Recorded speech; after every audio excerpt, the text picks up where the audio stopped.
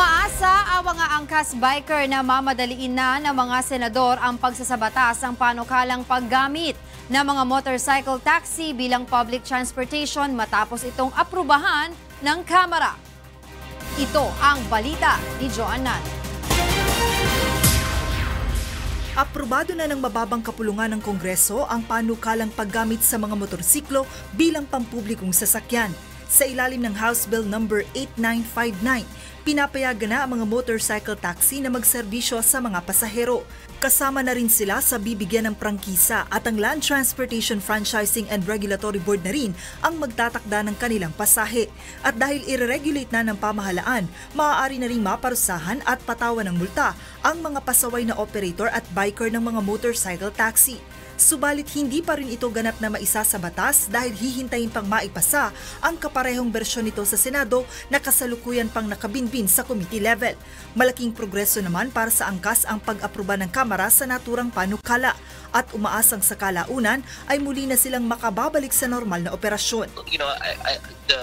We're very thankful and appreciative of the progress that's been made, but we know that this is still a long ways out. No? Mayroon pa tayong implementing rules and regulation, and from there we can have really the specifics on how we can properly regulate this. No? Nanawagan naman sa mga senador ang isang grupo ng angkas bikers na sana'y madaliin na ang pagpapasa sa panukala upang maayos na silang makapaghanap buhay. Hopefully talaga dapat mag-double time dito kasi ito yung mga dapat pinag-uusapan talaga eh. Hindi dapat tinitigilan dahil ito yung kailangan. Di ba, pag kailangan natin, dapat pinag-uusapan. Hindi pinagwawalang bahala ng kung sino lang, di ba? Kung talagang kaisa nyo kami para sa mahihirap, magtulungan tayo, tulungan nyo rin po kami. Sa isang pahayag, sinabi naman ng Department of Transportation na suportado nila ang pagkakaaproba ng Kamara sa panukalang batas. Lalo't naniniwala ang ahensya na ito ang tamang paraan upang maiayos ang operasyon ng mga motorcycle taxi sa bansa.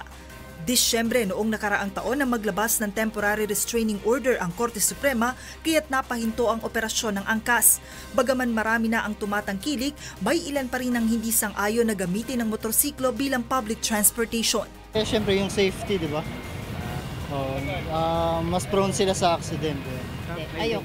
Kasi may anak akong dalaga, kung nag-aangkas, baka madisgrasya. Bakit po? Delikado. Nakakatakot kasi sumakay ng motorsiklo kaysa sa jeepney.